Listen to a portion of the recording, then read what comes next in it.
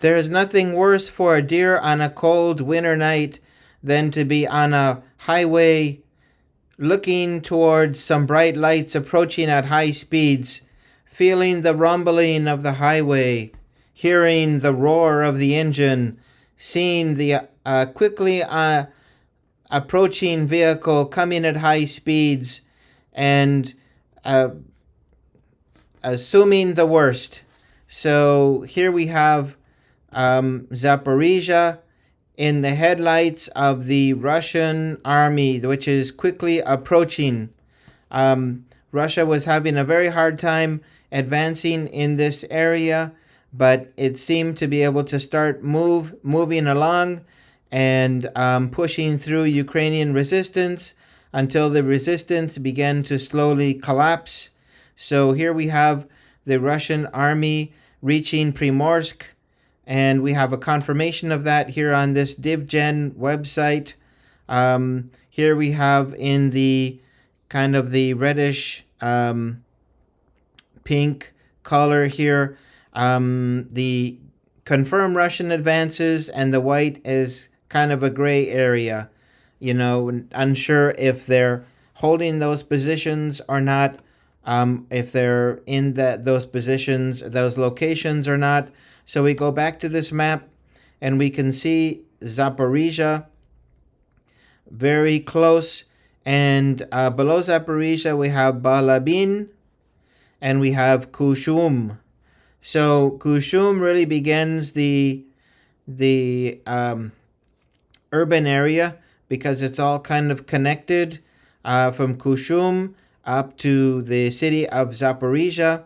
And you can see here next to the city of Zaporizhzhia, we have the end of the Zaporizhzhia Oblast and the start of the Kherson Oblast.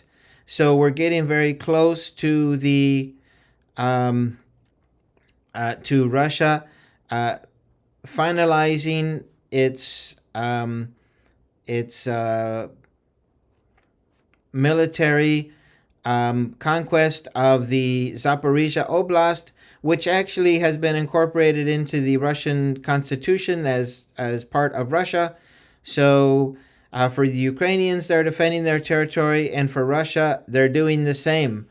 And so Russia is approaching the city of Zaporizhzhia, and this is really the light that the deer sees as the car approaches. The rumble begins, the roar increases, and the expectation of a boom as the metal meets deer, and who usually wins in that collision.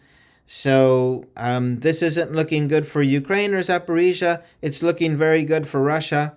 And if we start calculating some distances here, we can see that if Russia is at the point that the DivGen website says it's at, they would have to, of course, cross over a bridge to get to Kushum, and then it would be 9 miles from the point they are now, going over to the what would be to the northeast, and then going north, and then going west.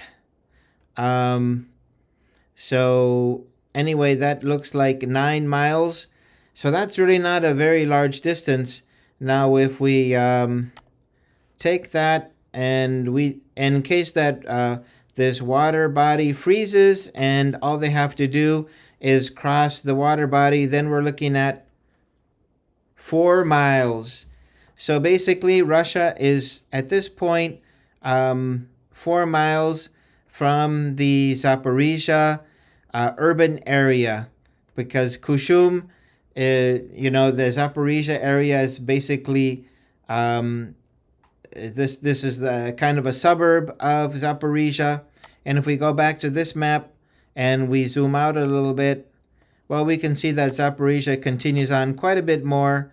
But anyway, once Russia would get to Zaporizhzhia, then it could move up the coastline, and then you'll see that the Russians will start to make a move pretty much on the northern part of the Zaporizhzhia Oblast. So if Russia gets to the city of Zaporizhzhia, and then they would begin to consolidate and then finish off that Zaporizhzhia Oblast. And so since that has already been incorporated into Russia, this is really Russia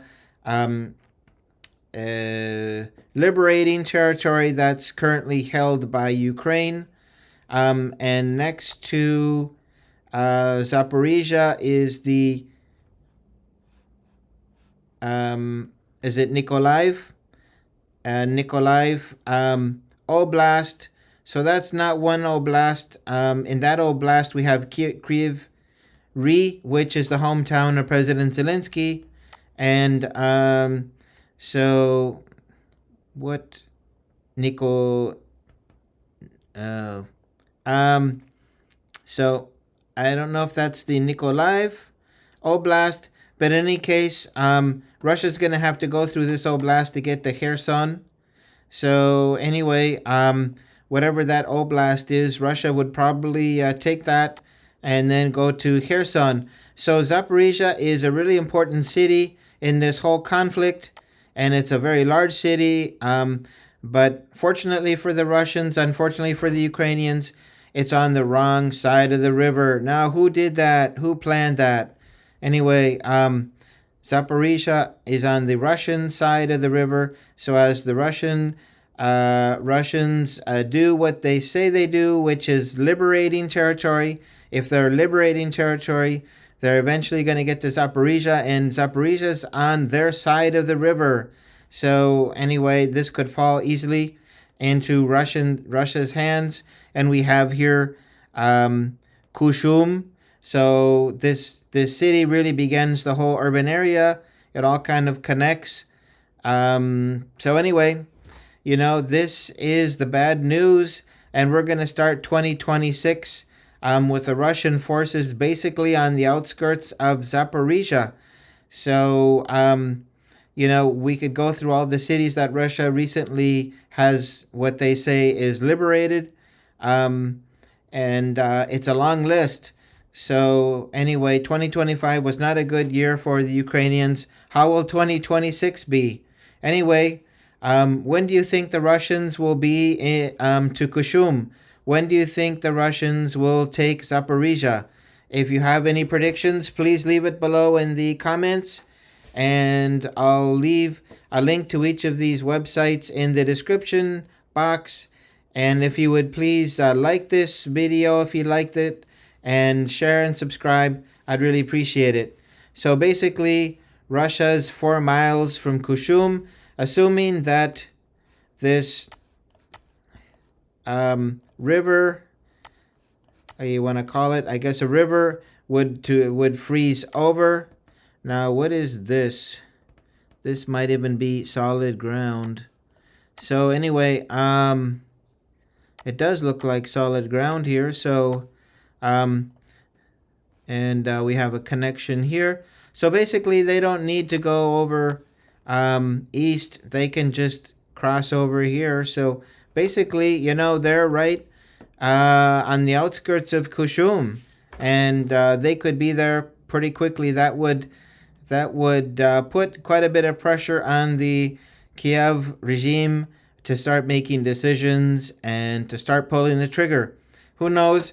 But anyway, thank you for joining me for this video. If you liked it, hit the like button, share, and subscribe.